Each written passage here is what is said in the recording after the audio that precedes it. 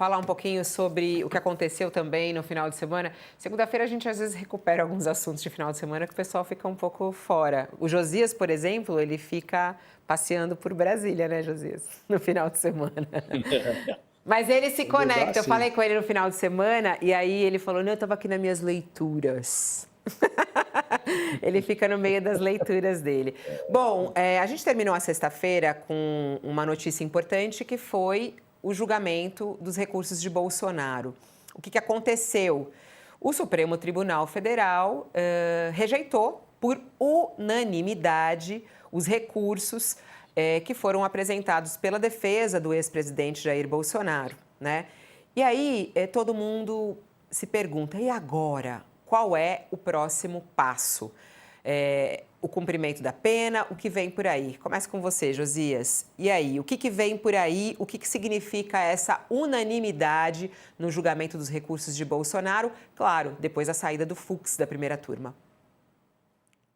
Do ponto de vista político, Fabiola, representa um desafio para a ala conservadora da política brasileira. Ainda não há um anti-Lula no tabuleiro, o Lula está jogando praticamente sozinho, e o encaminhamento ou a aproximação do Bolsonaro da cadeia, do regime fechado, como que intima essa ala conservadora da política a construir um projeto à margem do Bolsonaro, se apropriando ou tentando se apropriar dos votos que ainda restam ao Bolsonaro, sem necessariamente se vincular à liderança do Bolsonaro. E esse movimento já está sendo esboçado a partir dessa emergência que se estabeleceu em relação ao tema da segurança pública, a partir daquela mega operação no Rio de Janeiro, com 121 mortos, a direita como que ressuscitou em torno desse debate sobre segurança pública.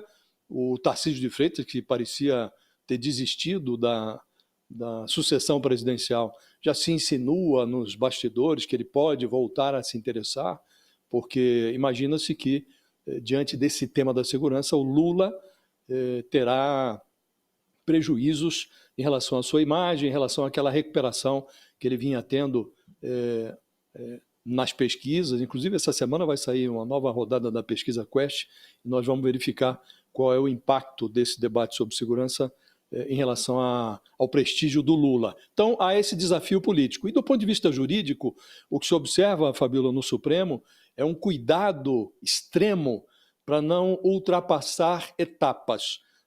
Eu falava com um dos ministros lá da primeira turma e o que ele me dizia é que vão ser observados todos os ritos do devido processo legal.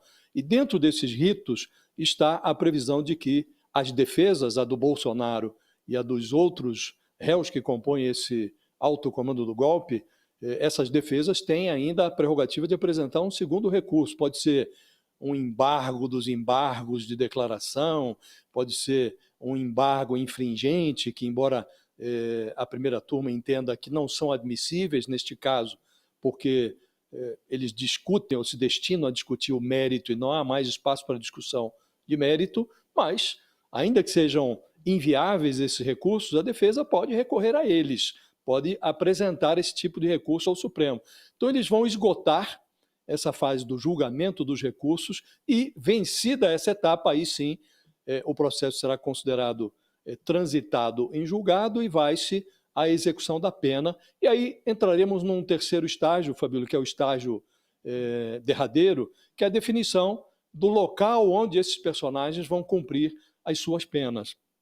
No caso do Bolsonaro, mesmo os aliados mais inveterados não consideram a hipótese de que ele vá se livrar de uma temporada na Papuda. Por mais curta que seja, a avaliação até dos aliados é de que ele vai ser enviado para um regime fechado, ou na Papuda, ou numa instalação da Polícia Federal, antes que o Alexandre de Moraes, relator desse processo, tenha a oportunidade de analisar um pedido que já está sendo preparado para que ele seja beneficiado com a prisão domiciliar humanitária, em função da precariedade do seu estado de saúde. Então, temos o estágio político, Fabiola, temos o estágio jurídico e na última fase, que se presume virá antes do Natal, vamos passar à fase da definição do local, onde o castigo será pago. E o que se presume é que o Bolsonaro, antes de obter, e é provável que ele obtenha a prisão domiciliar humanitária, antes disso ele deve passar uma semana, alguns dias ali na Papuda, Fabiola.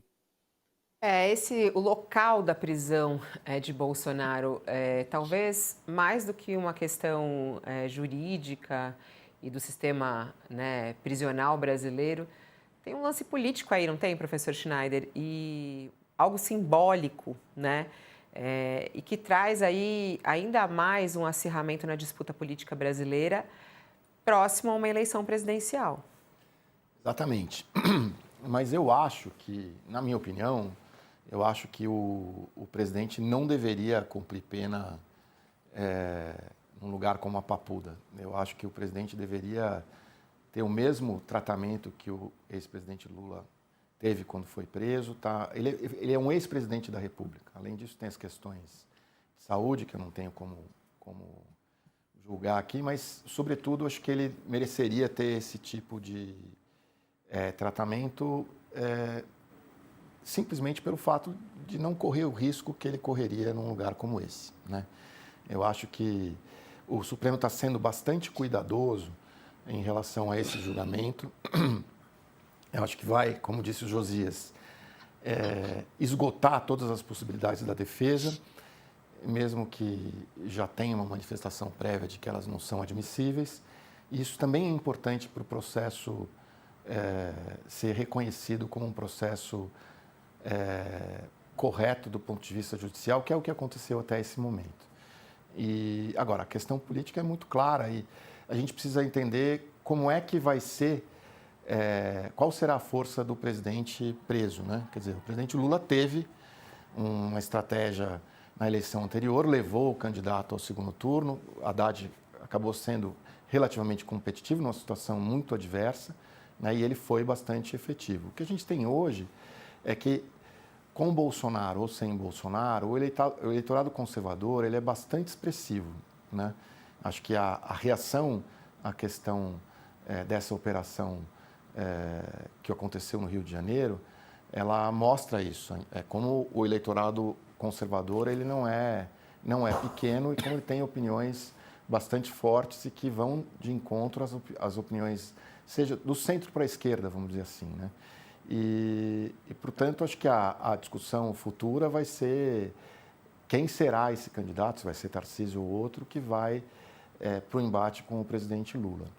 Acho que vale a pena aguardar as pesquisas agora, mas a gente vai viver essa montanha-russa ao longo desse processo. Veja, em junho, a gente estava dizendo que o presidente Lula estava emparedado.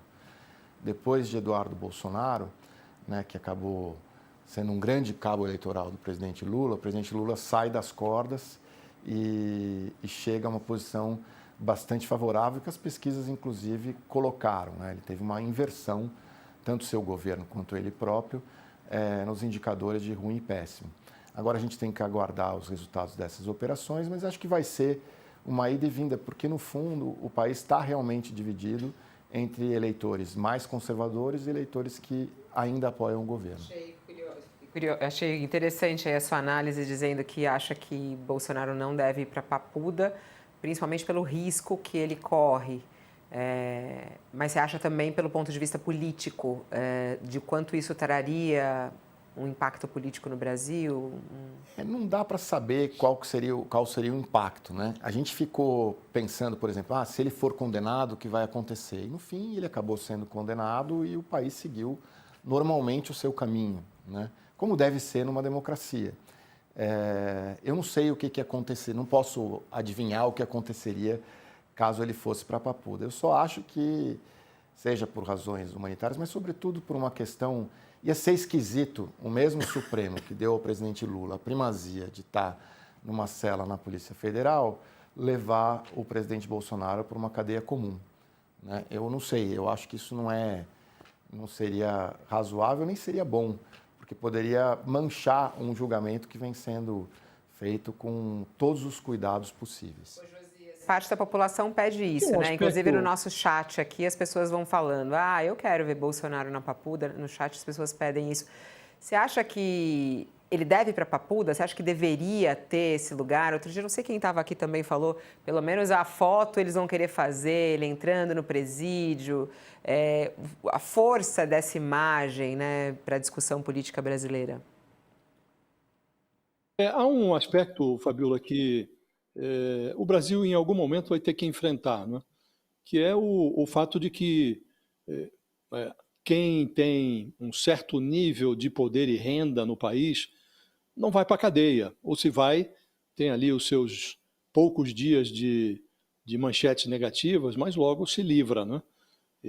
Isso é um flagelo, né? Hoje temos um ex-presidente da França, o Sarkozy, que foi condenado lá a 5 anos de cadeia por receber dinheiro de má origem para sua campanha eleitoral, e está em cana, num presídio de segurança máxima, mas foi para uma ala, também ele é ex-presidente da República, e os ex-presidentes têm que ser tratados de uma forma diferenciada, até porque têm informações privilegiadas, enfim, foram dirigentes do país, né?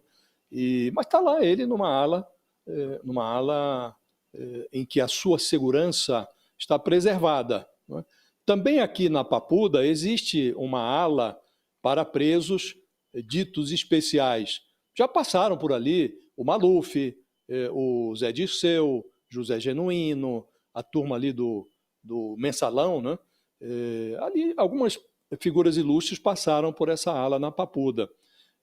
O governo do Distrito Federal, como que se antecipando até a defesa do Bolsonaro, pediu ao ministro Alexandre de Moraes que verificasse se o Bolsonaro tem saúde para permanecer nessa ala. Mas o Alexandre de Moraes falou, não é hora disso, pediu até que fosse desentranhado dos autos, que fosse retirado dos autos o pedido do governo do Distrito Federal, e está aguardando a hora própria. Há uma distinção, Fabiola, por último, que se faz em relação ao caso do Lula, porque o Lula foi condenado em segunda instância, e naquela ocasião prevalecia no Supremo o entendimento segundo o qual a condenação em segunda instância já era o bastante para que a pena começasse a ser cumprida. Depois houve uma reviravolta, alguns ministros voltaram atrás em relação a esse entendimento e voltou a prevalecer a tese de que é preciso aguardar o trânsito em julgado com todos os recursos, em todas as instâncias, para que alguém seja considerado culpado e para que a pena possa ser executada. Faz-se uma distinção entre o caso do Lula e o do Collor, que agora está sendo condenado em última instância. E não há mais, depois do julgamento desses recursos que estão agora sendo submetidos ao Supremo, não há mais possibilidade de recorrer, não é? E a analogia que se faz do Bolsonaro é não em relação ao Lula, mas em relação ao Collor, que também foi condenado pelo Supremo, portanto, em última instância, e foi para um presídio convencional, penitenciária comum em Alagoas. Ficou lá, ralou uma semana nessa penitenciária. Não foi levado, evidentemente, para uma cela. Ficou numa sala, que era da direção do presídio. E lá permaneceu por uma semana até que se verificasse que surgisse ali os atestados, informando que o Collor tinha apneia do sono, dupla personalidade, e que não poderia ser mantido no presídio e que deveria ser enviado para casa. E o Alexandre de Moraes, que é o relator também neste caso, mandou o Collor para casa. Então a analogia que se faz do Bolsonaro é com o Collor, não com o Lula, né? Agora, como disse, Fábio, em algum momento nós vamos ter que equipar os presídios brasileiros, até porque cada vez mais frequente esse drama, né? Pessoas que são poderosas e que são condenadas, que cometem crimes e que aí são beneficiadas com um procedimento que o grosso da comunidade carcerária no Brasil não tem. Hoje tem muita gente doente atrás das grades. Gente hipertensa, gente que sofre de diabetes, gente que tem problemas, inclusive, de locomoção, estão lá presas e os recursos nem são formulados, porque eles não têm dinheiro para pagar advogado, né? Então, em algum momento, nós vamos ter que descobrir, Fabíola, se o Brasil vai conseguir deixar atrás das grades esses presos de grife. Temos esse paralelo aí do Sarkozy que mostra que seria razoável que isso ocorresse. Mas estamos longe dessa realidade, Fabio.